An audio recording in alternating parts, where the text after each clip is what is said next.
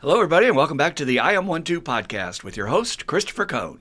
With me, as always, in the studio is the man that makes all the magic happen, the engineer behind the scenes, Mr. Dan the Man. How you doing today, Dan? I am doing fantastic today. Welcome to the show, everybody. We're so glad you're here. In case you're just happening upon this podcast, we try to do this for free to offer to the world any of the tools that we've been given from recovery so that people out there can start having better lives and we can hopefully reshape our world, because in case you ain't noticed, the world needs our help bad right now. And today we're going to talk about a topic that every single person you're watching out in the grocery store or in traffic, and you're seeing some crazy things in traffic these days. On my way here, I saw 10 different instances where a person was in major infractions that a sheriff would have pulled him over for. They're just sick.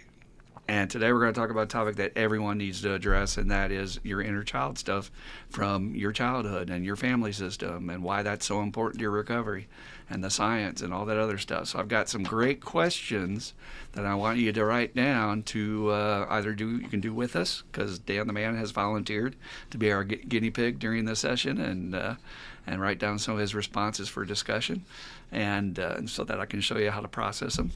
And or you can write them for later. But I promise you, they're very effective. I've been to a lot of different trainings, and these ones sort of encapsulate very quickly and in a concise form,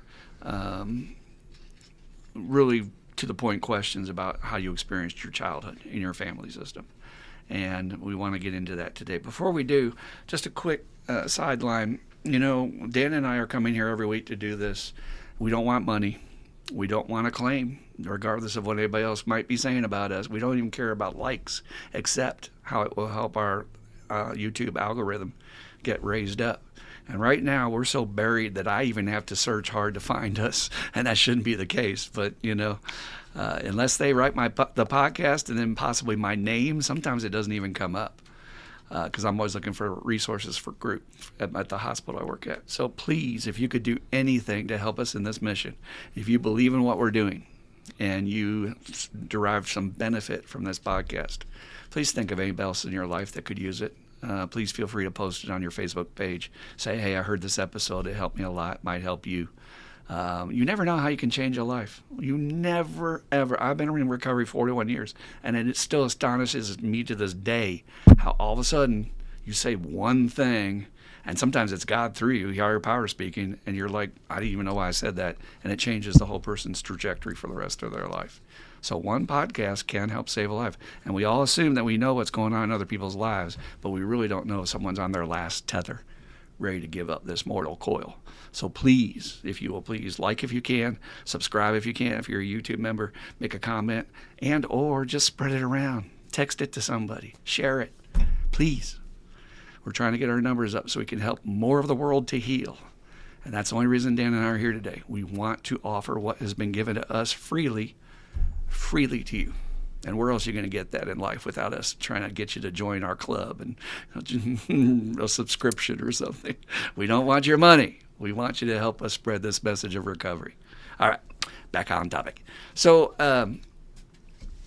everything I'm hearing in my trainings, and I have to go to these on the regular. I'm a licensed clinical alcohol and drug counselor, 23 years, almost 24, and it's astonishing how science is catching up with how vitally integral your life today as an adult is related to what you grew up with in the first 10 years of your life in childhood. Some would argue even less, like in the first 2 years, but you know, really there's so many things that happen in that 10-year period. Now, what I heard many, many years ago was that there's 2 times in a person's life when the brain is doing its most development, and it's crucial that it accomplishes certain stages of growth and maturity for the person to be able to operate in this world. First stage is from the ages of 1 to 10, but even more importantly, they say the ages of 10 to 18, which of course is the ages that people start taking drugs, using alcohol, and hurting their brain in other ways. And but the amount of development that needs to take place for the person to not be a blithering idiot in court or a blithering idiot trying to fill out a Social Security form and they don't know how. I mean, there's just certain things you have to learn, like delaying gratification. I want it and I want it now. That's a 5-year-old. Shouldn't be a 25-year-old. But, you know, if you're an actor and alcoholic, you didn't develop, you come to my group, you're like that. So the science is telling us that those first 10 years is crucial in terms of your wiring, what I call programming. You're free to call it training or conditioning, whatever word you're more comfortable with. And why? It makes logical sense. These are the people you were around the longest, and these were the people that had the most access to you. So who do you think was brainwashing you? Was it the TV, or were you spending more times in the presence of mom and dad? And we're not saying they're bad people. Please understand, when you do any child work, this is not a goal of seeking who was to blame.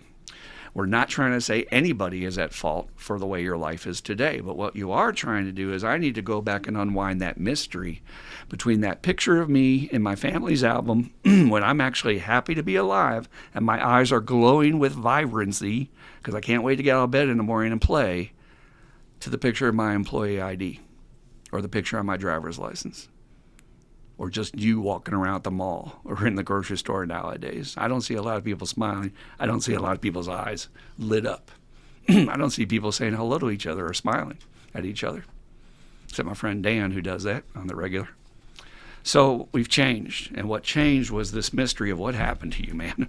What happened to you from that picture when you were happy, joyous, and free to this person that's like, I got to go work for the man. Get up, make the billionaire some money today, right? And there's answers. And when you find those answers, you can begin to change your brain chemistry, which then changes your actions, which then changes your life. I swear to God, it's perfectly logical. So again, we're not doing this work to go back and say mom and dad were bad parents. That's a block that all my patients have in group, and they're not able to start to be honest about what happened to you, man. How did those things really feel to you? What was your truth growing up in that family system? We're not talking about what was expected to be your truth or what the schools tried to push into you how you should act as a good Boy Scout or whatever the hell they were programming you with. Your real truth in here, in your gut, how did that feel in that family system? Okay? That's all it's about. Now, we also know from this developing science, and again, a lot of this is technologically based with brain scans and stuff, is how the child is very, they're little narcissists, for lack of a better term. You have a newborn come into your life is over. It's all about their needs. And they really grow up thinking that I'm the center of the universe, and I cry, and they feed me, and I do this, and they change my diapers, and, and everybody's serving me. And that's a narcissist, everything's about them. But more importantly, since the child's brain is not developed yet, again, before age 10, every single thing that happens in the environment, either to them or around them, is felt. It's not thought. There is no logical processing. There's no basis of reference for a child to say, well, that's like this. Or because the stock market crashed, it's because the feds didn't lower rates. No, that's you today. You have to understand, when we go back and do child work, you have to get into the mindset of your child. And your child was just a sponge. It's absorbing everything, and it's reacting either inside or outside based on whether it was supported. And it doesn't have any ability to process it, to understand what it means. So the most powerful example I heard from one of the top leading workers in the field on trauma is that if dad has to work all the time, and it's very logical that he loves his kid and he wants to support his kid and he's paying for his kid to go to private school and he's paying for the food on the table, all the child knows is dad's not at my ball game. So therefore, dad must not care about me. They interpersonalize everything. They don't know it's the economy. They don't know the price of bread in the store. All they know is dad must not like me. He's not at my game. And we've learned now those all go into the column called trauma. Whereas trauma before was like, oh, you mean like you went to war or it's a major accident. No, it's all these little cuts, little hair paper cuts throughout your entire life that you've been overlooking, saying, well, that's just life. It happens to everybody. It's rough. And you get over it. You walk it off. That's what a man does. Sorry to tell you. It's the reason why you've maybe accepted the job you have for yourself today. It's the reason why you're not speaking up in your relationship and speaking your truth. It's the reason why you're not leaving the partner you're with and you're not satisfied. All those things were put in you in your programming and your hardwiring at a child's age, between 1 and 10. So, having said that, before we do this work, we need to sort of break through the ego and we need to sort of set aside the intellect to sort of get at the child's view of looking at the world. And so before we get into the questions, I wanted to walk Dan and the rest of y'all through just a very short meditation. It's very, very short, but just to sort of get you in the mindset of trying to look at these questions through your child's eyes. Because what you don't want to do, and my patients always ask me, is, do you mean this is how I feel about them today? No. Even though what you feel about them today is valid, and we can talk about that in a group on another day. For this exercise, we want to get in the view and the mindset of a child and how that child felt inside in the world back then. So if you wouldn't mind closing your eyes at home and just getting comfortable with meditation. I've been taught you don't have to get all, what I would say, into position, or I hear some people say, put your feet flat on the floor and blah, blah, blah. I don't like that. Get in whatever comfortable position you like. If you want to lay back in your chair and be totally comatose, that's great, but just get in a comfortable position. And let's just take a couple of breaths in, first through our nose. Push it out through your mouth. One more breath in your nose. Push it out.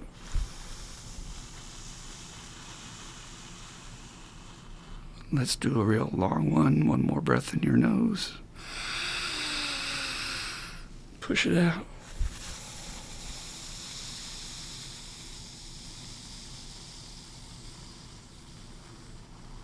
All right. Now just breathe. Keep your eyes closed. Just relax. You're in a safe place.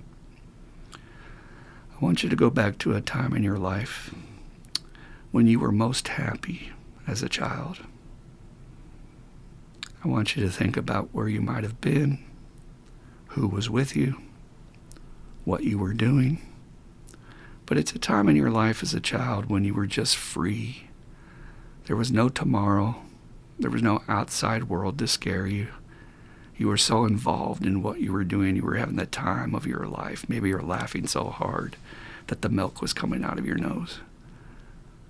Maybe you're running through the woods with your friends, excited to go to your fort that you guys built out of construction scraps. Maybe you're riding your bike and you're just free. But try to find that time in your life when your child was the very happiest. And then if you can, just sort of notice how he looked, how she looked. Try to notice the flush in their face, the color, not pale, half dead, but just alive. The brilliant sheen of their eyes before any poisons of this world got in to ruin you. And you're just the laughter, the light laughter, like a bird, just free. And the vigor you felt throughout your whole body that you could do anything.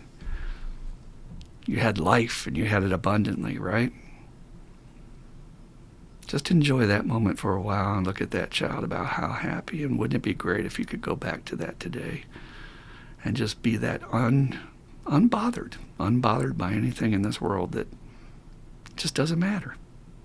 I can't do anything about it. I can't change it. So why am I even thinking about it? Let me just play. Let me just have a good time, because this is the only day I'm promised.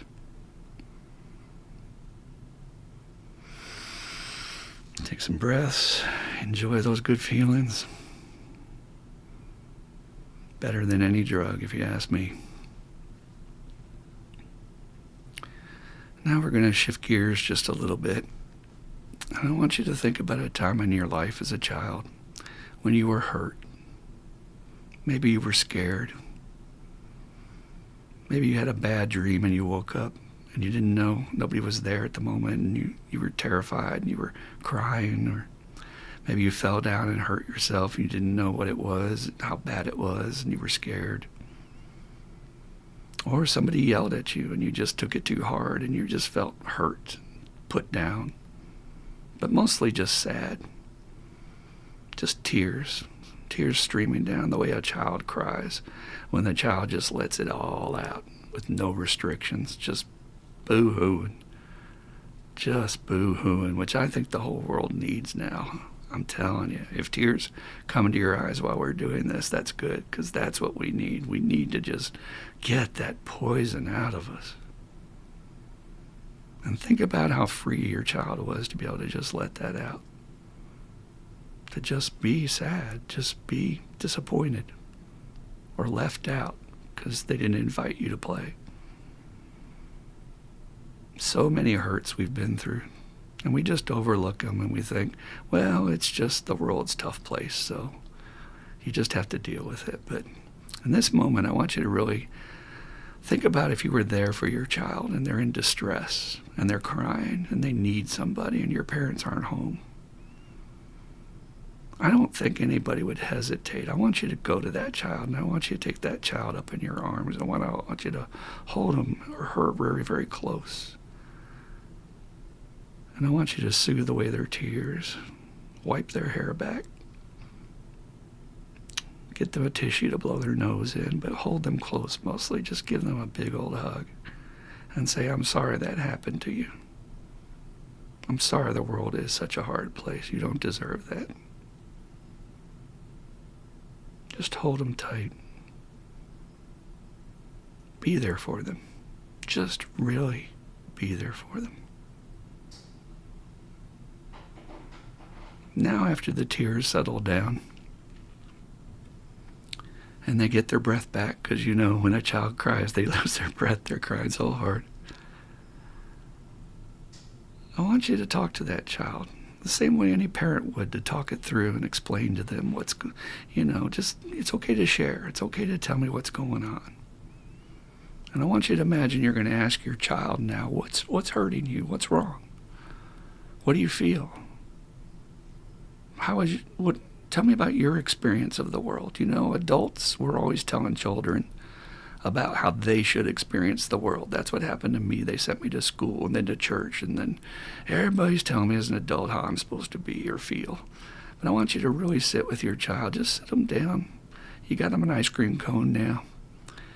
Tears have gone away, and you're just going to sit and talk with your little kid. And you're just going to ask them, say, how's it going? Like what's it like for you being in that age and that skin and that small, vulnerable to the world? What's your experience of growing up in your family? How do you feel about that? It's okay to tell me. You can tell me the truth. I won't judge you. I won't judge you. I won't criticize you. I won't shut you up. You're allowed to speak your truth. Everything you need to say about what happened to you. Just let it out. It's okay to say it.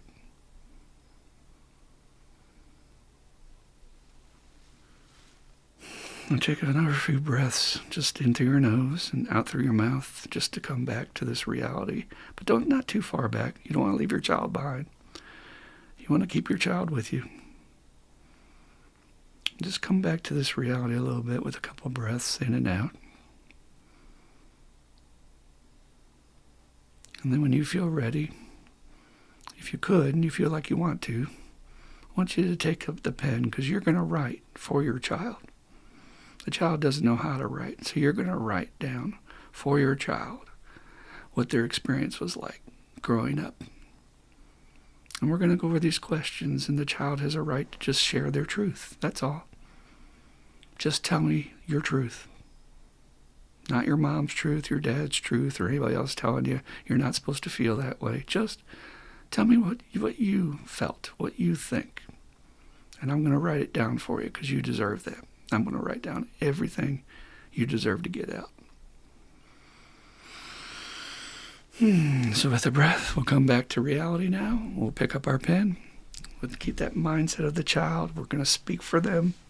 We're going to be that mouthpiece for the child to get its truth out. And I want you to look at these questions here. Again, as you're doing these questions, do not think for the child. Do not analyze for the child. You need to just go with whatever comes up first. Go with the gut. Don't think. Just let the child speak through, because these are very simple questions, and the child will give you the answers if you'll listen. I don't want you to analyze. We'll talk about them in a second. First question. I want you to write down 5 things you think about or come to your mind or you feel when you think about your mom being that child? What are 5 things you feel or come to your mind when you bring up your mom and you think about your mom? Just tell your truth. Just 5 words. They can be good, bad, maybe both. But tell the truth. Tell the truth on what really was like for you to experience your mom. All the good and all the bad. Nobody is all perfect, right? We're all human beings. Everybody makes mistakes, and there were some bad things that happened too, but I'm just going to write whatever comes out first. And just trust my child that she knows exactly what to say. Just write those words down. 5 things come to mind. If you write 6, that's all right. You write 4, that's fine.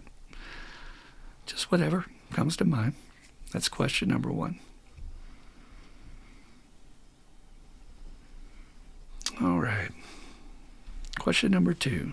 It's pretty simple. Same thing. What are 5 things that come to your child's mind, to your heart, to your feelings as you experienced your dad growing up?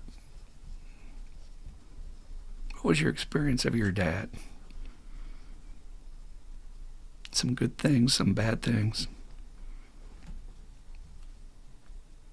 No judgment.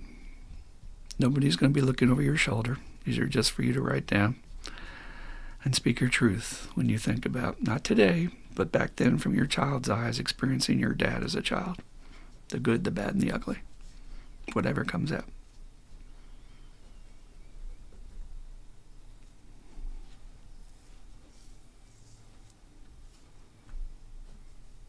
Okay. And there's 6 of these, so question number 3. When you're thinking back on, listening to your child back then and what they're going through in their family, and you ask your child, what were the family rules?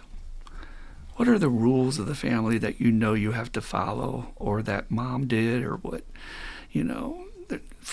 maybe the family rule was that you weren't allowed to express your feelings, and you tried to cry, but your dad said men don't cry. Big boys don't cry. Or maybe your family rules were you don't talk about the family's business outside the family. You had to keep up a front so that everything looked good on the outside, but inside it wasn't all good. Maybe the family rules is they taught you to work hard and that you needed to achieve in life and you needed to show the world who you were, take on too much responsibility. Maybe they taught you that family was everything and you had to be the caregiver and take care of everybody else. Some of these rules are outright in the open. This is the way we do things. We go to this church. We go around these friends. But some of these rules are understated, and your child feels them. Your child's very perceptive. He can feel, and he can tell. These are the rules. I better follow.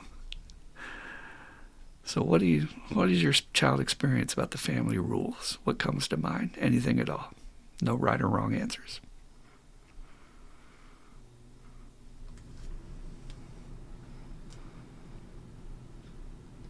Okay.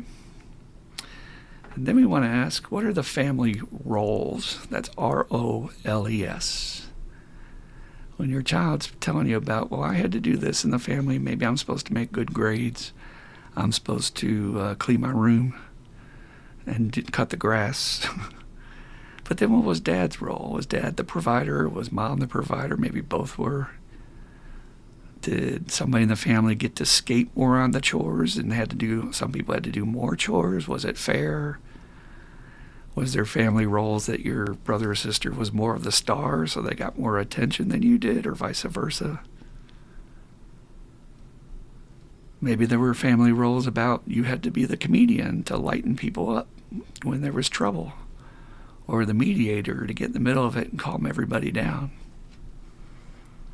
We all fall into these roles, and these roles we had in our family system, you're still living a lot of these today in your life unconsciously. You're not even aware you're doing it. So what were some of the family roles you feel like were put into you as that child? And again, not because they were bad people or good people. It's just true of every family. To make the family work, everybody has to have a role, usually multiple ones. So whatever comes up. What were the family roles? All right, 2 more questions and we'll breathe and wrap it up. What were the family's marching orders as you were to go forward in life and become an adult? What do you feel like as a child they were already placing expectations on you about how you're supposed to operate in the world as a good human being, whether or not they were preparing you that you must go to college, you must be into sports because the whole family is into sports, you must maybe be ruthless. Maybe that's a marching order going forward. You must be ruthless in business, like my grandfather taught me. It's dog eat dog out there. Get yours before they get you. And that was a message my grandfather gave me sitting on his knees, and my little kid can still feel that he absorbed that fear of my grandfather's. I absorbed that about the economy and about life, not enough money. So you better scratch to get what you got to get. So marching orders, what were these expectations, these pressures they put on you, like good grades and say yes ma'am, no ma'am, don't cuss, whatever it is. Marching orders going forward, how you're supposed to be seen by the world, how you're supposed to be eventually as an adult. Do they expect you to get married? Did they expect you to be heterosexual? Did they expect you to only date certain people based on their class? It's funny how when you think about it, how many marching orders were put into us and we didn't even know about it. They were just role-playing it in front of us, and so we absorbed it.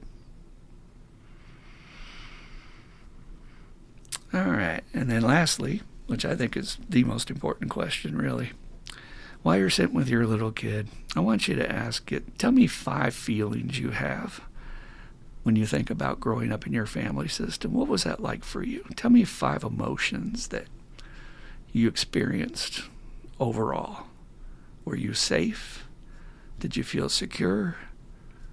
Were you maybe scared at times? Were you nervous? Anxious? Did you feel supported? Did you feel loved? Or did you feel left out, neglected at times? Again, nobody's perfect. Nobody does everything all the time right. But you're just telling your truth. Just let your little kid speak through you, whatever feelings. And a lot of times sadness comes up. A lot of times hurt comes up because, you're remembering things that we just don't think about now that we're big and grown up.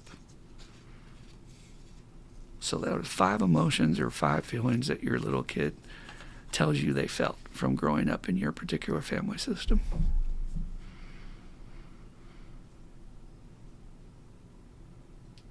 All right.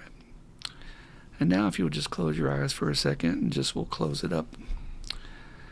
I want you to sit with your child for a second and look at your list and just be amazed at how some things came out that maybe you were surprised that they came out or you just didn't expect were going to come out.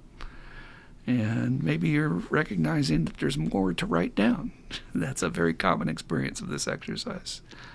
And that maybe you should be doing some journaling or talking to your sponsor about, I've got some stuff that I haven't really processed. And that's the goal, is to really start that dialogue with your little kid inside and start listening. You got to turn off the noise. You got to turn off the radio. You got to turn off the TV. You got to turn off the internet. You got to put down your phone. And you got to start sitting with your kid saying, how you doing, man? You're still with me. You're inside. You haven't gone anywhere. And usually my experience with my patients, their little kid's been so downtrodden and beat up by the person being an addict or an alcoholic. That little child's hiding in the corner, afraid to come out and speak. And that's why the person today their life's a mess, to be honest with you. So take a couple of deep breaths. We'll close it up. Well, thank your child for sitting with you. Give him a big old hug. Give her a big old hug. Maybe a kiss on the cheek. A little pat on the head. Say, I love you. And I don't want to be strangers. I'd like to talk to you more often, It's okay to have some emotions about that. I'd like to talk to you more often. I love you.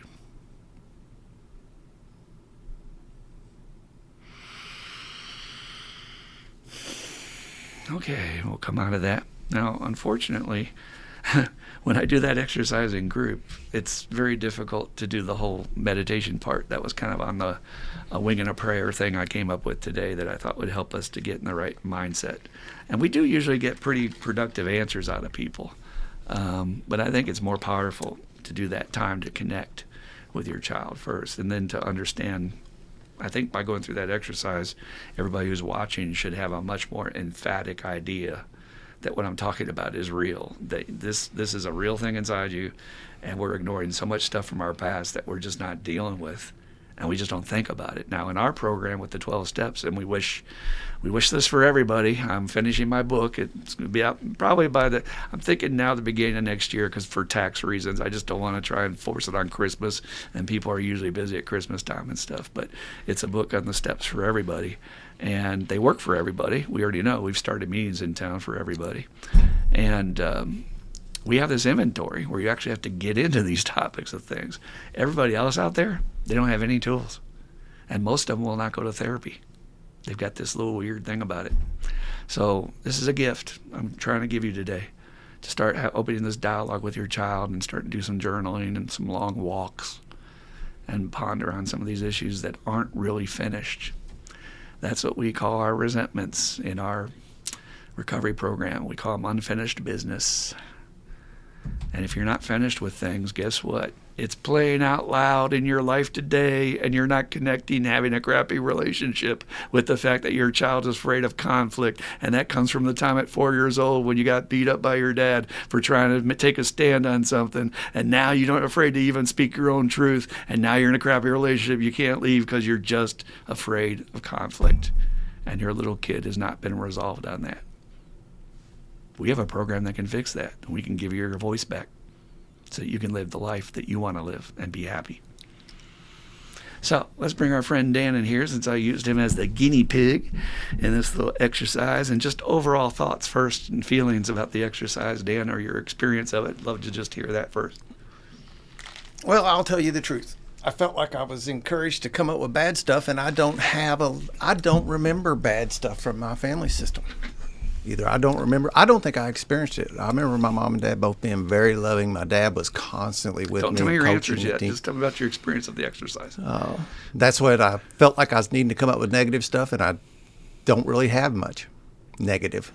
Mm-hmm. It's okay. We'll get into that. Okay. A lot of people have those answers, and then we sort of dig around and we find something else. Yeah, maybe. Yeah, no doubt. But overall, I mean, did you like it? Did you enjoy it? Was it helpful? I don't know that I can say anything about it, man. I don't know. Okay. I can see it being helpful,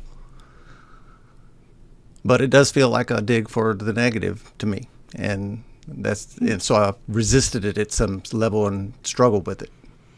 So if I was your therapist, I would say obviously there's some defensiveness there about something, and for whatever reason, who knows? We're not judging it. We're not saying it's good or bad.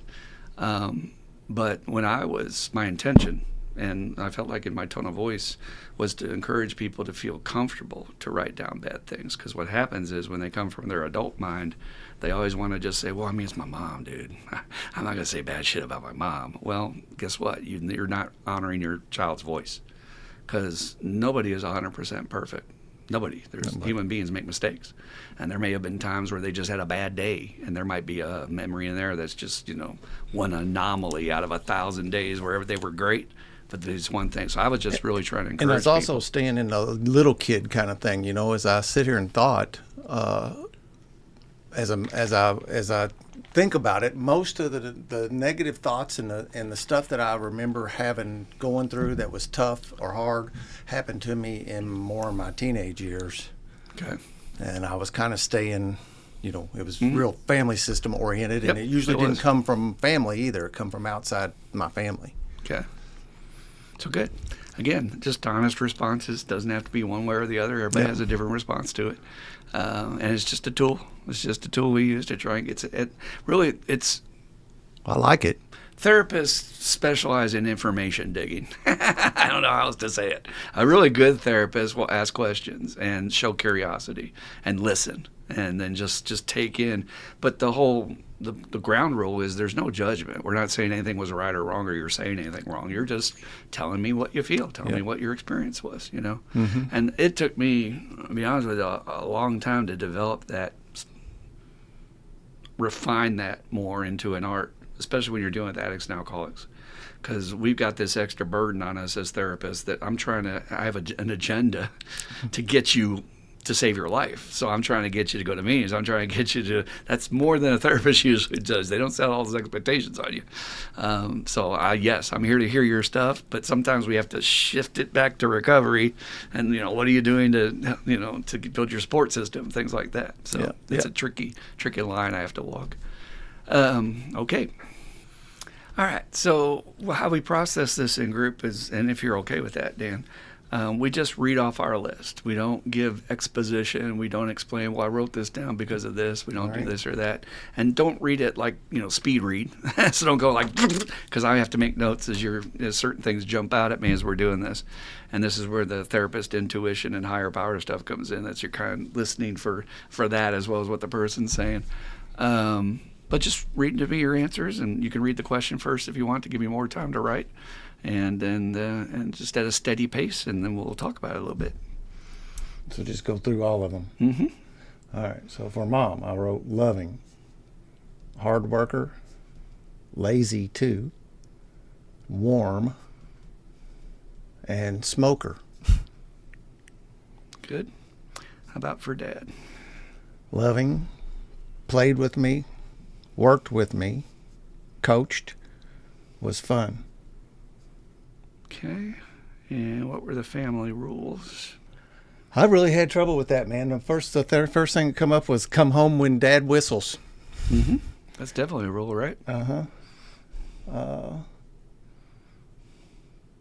And play hard. Okay. And that's the only two things I could come up with. I really struggled with the rules and the roles. All right. Then what did you write for roles? Mom worked. Dad was around a lot more. And you were to work hard. Okay. And did you all have any chores that you had to do, cut grass or clean your room or things like that? Sure, but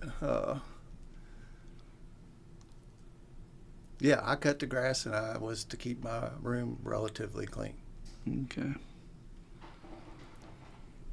And then what was the marching orders going forward? I was taught to be good to people. I was taught to explore. I was always encouraged to explore. That I could be anything, do anything. And that work hard thing come up again.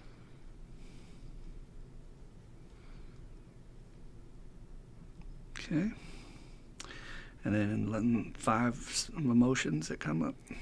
Love, supported, safe, secure, included, cared for. Great. So, congratulations. You had great parents. We're not trying they weren't perfect for sure, but I don't have what a lot of people have. Yes. We talked about that before. And that's a gift, right? And you Sure. think about some of the lives that some people have to deal with, and they're no parents or anything like that, being on the streets. So It took me a while to figure out how good of parents I did have at some level because of talking to other people. Mm-hmm. My dad was always playing and doing things with me. it is interesting. I've heard several speakers talk about that your perspective on your parents changes dramatically from doing the steps. That, they did a lot of good things, and I've only been focused on the resentments I had with them, All right, so tell me about this dichotomy between your mom being a hard worker and lazy.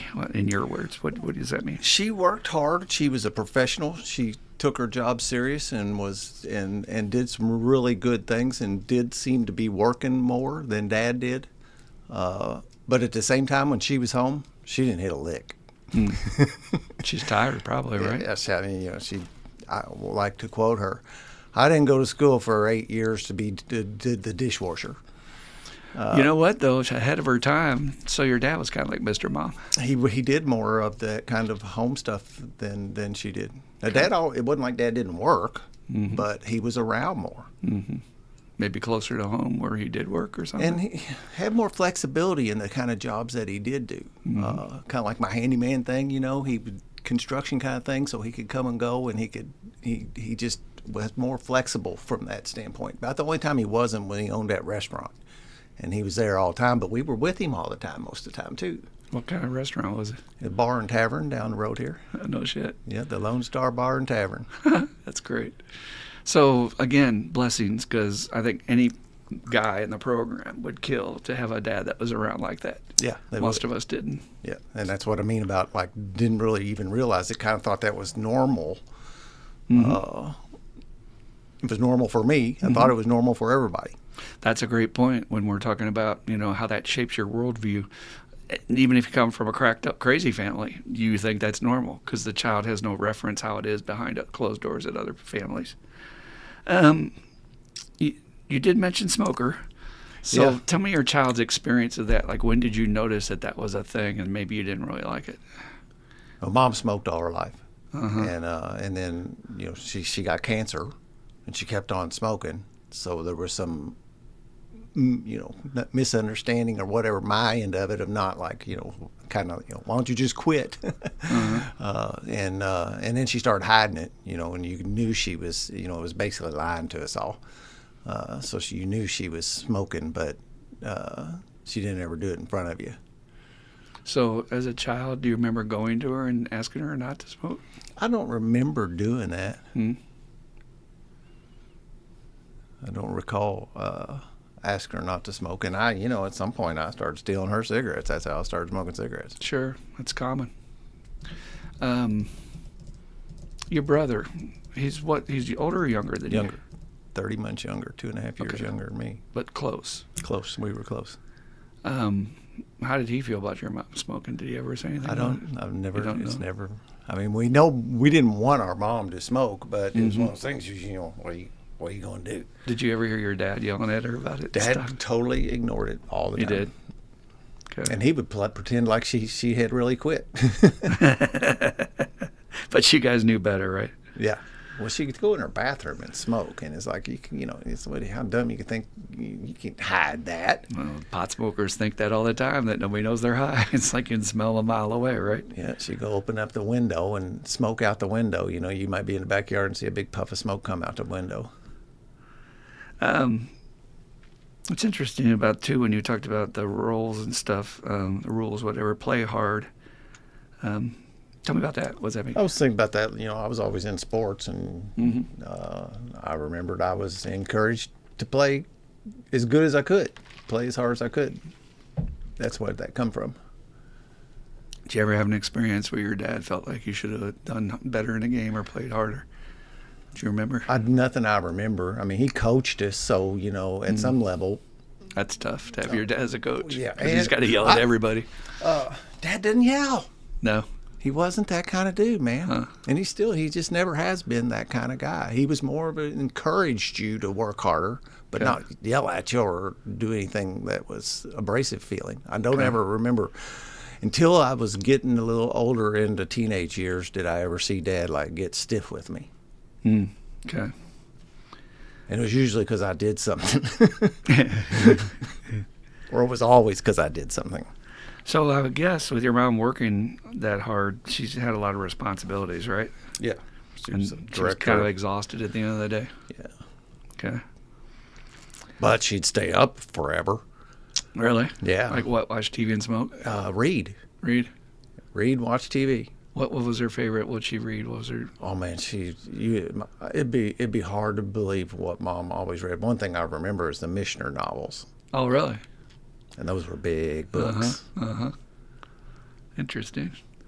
Well, again, great messages you got from your family. Be good to people. Hell, we could use more of that in the world. Yeah. Did your dad and your mom kind of model that for you as well? Yeah, they did. Dad, we were always helping Dad's buddies. So anybody Like that needed same anything, you thing. guys grab the toolkit and show up, right? Yep. That's beautiful. And he'd drag me along, you know, and I don't ever remember having, like, that's another thing. I don't ever remember having any resistance to going with him, you know, unless, you know, I was getting ready to go play basketball with my friends, or, you know, if I was, I'm sure there was occasions, but I always felt like, you know, I always wanted to go with him. I always wanted to be with my Like it's dad. an honor.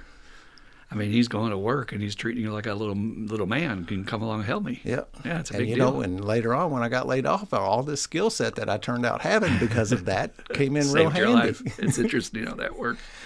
I think the one I really keyed in, which I love here, is explore. So tell me about that. What's that feel like to your little kid? And when I put that down was like, you know, we were turned loose in the woods. Mm-hmm. I mean, when we always had a camp, you know, and there was never no any kind of like, don't go here, don't go there, don't, you know, be home, don't go far or any of that. We was always encouraged just to go explore. And the other piece of that is that Dad just exposed me to so many different things when I was a kid. I'm so grateful for. I mean, you know, golf and getting golf lessons. I was a scuba diver at 16 years old here in New Albany. In the Ohio, or where were y'all doing There that? was a we went to lakes to do open water, a Okay. quarry to do the open water stuff out in Yeah. Jeffersonville. But there was a scuba shop downtown New Albany. It had a pool in the back, and they gave you all the basics in the pool in the backyard. And but just all the different things that you know, I played baseball, football, basketball, golf, and I just, you know, I was in scouts. The list just keeps on going at the stuff that Dad like. And then the other thing was too, if I didn't like it, there was never any pressure to stay. If I didn't like it, I didn't have to do it. I mean, again, extraordinary, and it's really good for the child to get that experience of being supported, doing new things, and now they're not afraid to try new things. They're willing to take risks. Yeah. Awesome stuff. And again, even your words, the feelings, are cared for and safe, and I don't know. I don't included. ever remember any of that, like boys don't cry kind of stuff, or you know, any of that kind of deal. Walk it off, you know, whatever. I don't have any kind of memories like that. I Do you think have about any- being grabbed up, like when you took through the meditation. That's kind of almost like a mirrored thought. I was like, I remember when I was a little kid, that's the way I was treated. Whenever if I was crying or hurt or whatever, I got scooped up and taken care of. Cool. What about if your kid lost his temper and was being really ugly? How would they react to that? Again, man, I don't remember having those kind of stuff. I'm sure that it happened Well, at it times. always Every happens. little Kids kid's lose- going get- to get frustrated. And, you know, They probably lose their- when it's real little. There's a little bit of a veil, though. And I talk about that sometimes of like, and then, you know, like when Bob Earl talks and stuff about like, well, tell me about when you were a little kid. There's a little bit of a fog, like I remember some things, but I don't like have a clear like timeline. Nobody does. Memory is always spotty from childhood, always. And it's not even necessary that you have a clear timeline to be able to do this work. But what we do is we do that little investigation, and we get a little another clue. And then we get another clue. And you never quite solve the whole mystery. Yeah. But you do get closer to solution, and you get closer to recovery, as we call it. You can remember like anchor points. Like I remember Yes. when we moved in this house. I can remember that clearly. I can remember a couple particular details from it, you know, and you know, and I had that whole relationship thing with that little kid when I was a little guy. Now, you know, there were some feelings that come out the back end of that, but I can't clearly like say what they were about feeling that, you know, I made it end. Because I just wasn't comfortable with it anymore. But we never told anybody. Mm-hmm. And you know, it wasn't until like later on in life that I actually like started getting some shame about it, when it was middle school kind of thing, and people started talking about gay people and stuff like that, and how you shouldn't be gay. And then that's when those kind of feelings started getting planted into me about that incident when I was little. Well, it's a blessing because you were kind of protected then from being shamed right after the incident or during the incident. Yeah, it was years later. It's interesting. I can still remember like being hit over the head with that. I can tell you where I was at. when the guys started talking about it, and I didn't know what, because I was embarrassed. I didn't know what gay meant. What's that mean? And you get laughed at because you didn't know it. And then when they told me what it was, then you're just like, There's so many moments like I did that in your teenage years, right? Those little, I feel like I'm on the spot. Yeah. So the way I always explain to my patients is like, look, we're not trying to find good or bad or right or wrong answers, but if you have a teacher in your life, and hopefully people listening do have people they can bounce these questions off of, maybe you want them to probe just a little bit, because it's okay to say, well, this was this and this was that. I guess there's nothing there, but then you don't get to the juice. You don't get to the good stuff. So any good therapist is like always kicking around in their head as, what are they not saying? What are they saying? What are they not saying? What are they emphasizing? What is being not emphasized? All that jazz. And that's just an intuition that you gain with practice. But I'm reconciling in my head because I know you better, so I have a little bit of history with you. And I know that when you went to go see Scott down in Nashville, you got a lot of emotions out that he pulled out of you. And I think that was kind of surprising for you, right? Yeah, it was. Okay. So that's what I would just invite you to do, is just be open that there might be more there that, whether you get in touch with it, whether you don't, it's really up to you whether you want to do the work.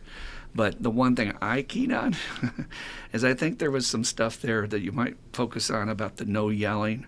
And Dad ignored it, and people do fall into these roles. And again, it's not saying he did anything right, did anything wrong. Sounds like he was a stellar, perfect father in every other way.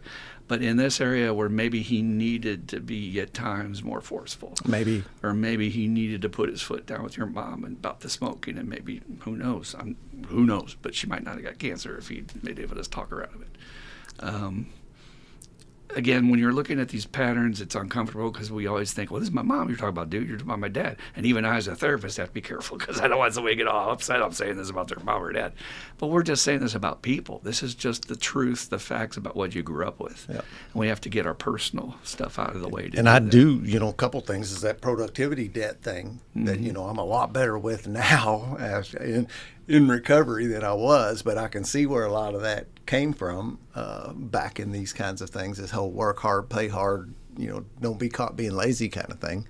And I also wonder if I didn't, there's been times that I've wondered if my parents weren't a little bit too permissive.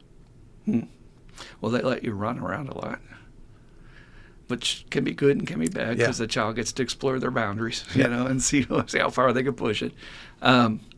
Productivity debt for the people just joining us is this thing where you wake up and you already feel like you're behind, that you're not doing enough. You need to get up and get some things done and prove your worth, right? Yep. You can't be, and for the longest time, and even when Dad moved in here for a little bit, I've caught myself like hearing him come in the house, and I would get up. If I was sitting around, I'd get up and be doing something, So I wasn't going to be caught sitting around doing nothing. Mm-hmm. So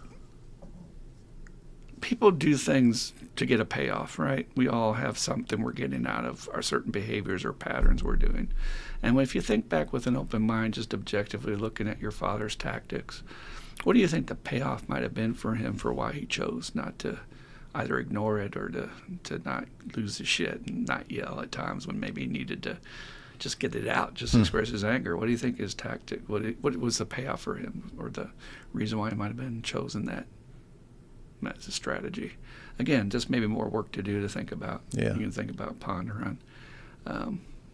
But I find that stuff fascinating because, human beings are extremely complex. And once you start digging around the rabbit holes and saying, oh, this is something I didn't know about the family because it's an outright secret, or this is something I really didn't spend enough time thinking about, and maybe that's related to why I do this today.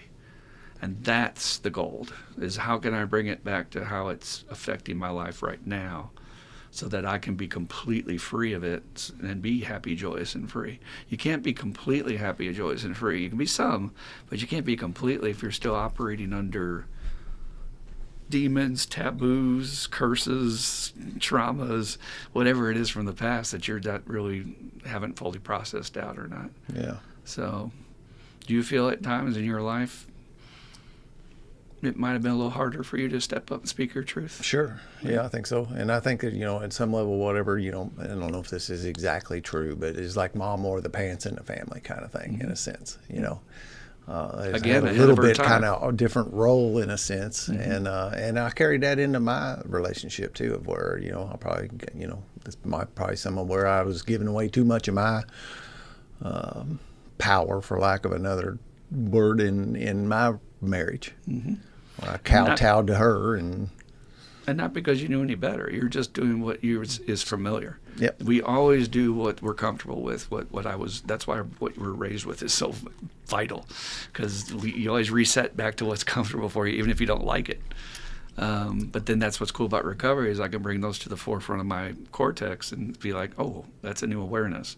Now I can watch for when I do that in the future.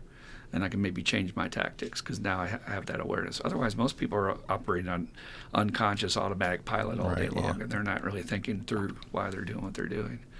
And I find it interesting that you ended up marrying a nurse because your mom was a nurse. Yeah, but my mom made her into a nurse.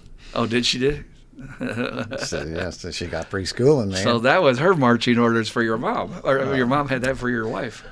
I don't know that it was forced. It was offered, and she took it. Oh, okay. She was just like a secretary. Didn't have any right in doing, was struggling to find any kind of like real gainful employment kind of stuff. And Mom said, hey, if you want to. So it was offered. There probably was, I don't know. Maybe Angie felt some pressure from it. Anyway, we don't know her truth. Yeah, We'd have to take her through the exercise to see what her truth was. And that's the cool thing about this work, everybody.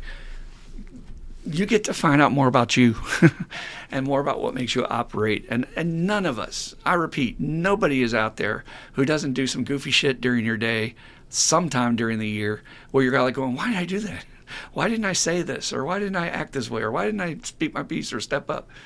Because there's reasons. There's stuff inside you that's pulling the strings. And that's recovery. I'm telling you, it's fascinating work. I hope you'll do it for yourself. So take the questions, see if you can process them with somebody you trust, somebody that might be able to give you some just open-hearted feedback, maybe even share some of their own stories. If you get them to do the exercises too, then y'all can kind of exchange responses. But I wanted to bring in some solid some tools that people could actually just try and use and say, okay, this helped me to heal a little bit better with my child stuff. Because Dan's definitely an anomaly. Most people have really, I don't want to say it. I'm not going to put a judgment word on it. Challenging. Really challenging circumstances growing up. And we all think, either ours is the worst or ours is the best, and it's like there really is no such thing. We all just got what we got. And so the problem is it's left over with you, and we want to free you from that. So we certainly hope that was helpful today. Any last thoughts for the listeners out there, Dan? And I keep on hearing, like 3 or 4 times in the last week, I've heard on podcasts that Socrates quote that the unexamined life is not worth living. And you believe I said that in aftercare this morning? Did you really? I did. I said it to our good friend Paul, because that's kind of what he was talking about. And I said, yeah, unfortunately, most people don't live by that. Yeah. So take this for yourself. This is about your recovery. This is about what's going to make your life better. And this is your only go-around in this world we know about. We hope there's something after. But I'm telling you, if this is all there was, do you want more? Do you want better? We can help you get that with these tools. So please drop us a line. We'd love to hear from you at our email. It's IM12, those 4 things, IM12, recovery@gmail.com. That's IM12recovery@gmail.com, or put a comment below. We'd love to hear from you. We do take questions here, so if you have a question about this work or you want to run anything past us with your results, we'd be happy to address it, and we won't even identify you. So please let us know. All right. Well, we thank you sincerely for joining us, and we hope you'll come and subscribe and see us every week. So we end this with the podcast with this Serenity Prayer. If you would like to please join us, it'll make you feel better. All right, Dan, and the prayer. God, grant me the serenity to accept the things I cannot change, the courage to change the things I can, and the wisdom to know the difference. Just for today. Keep coming back. It works if you work it. You die if you don't. Woohoo! We do love you, and we hope your life gets better. Come hang with us. Peace out.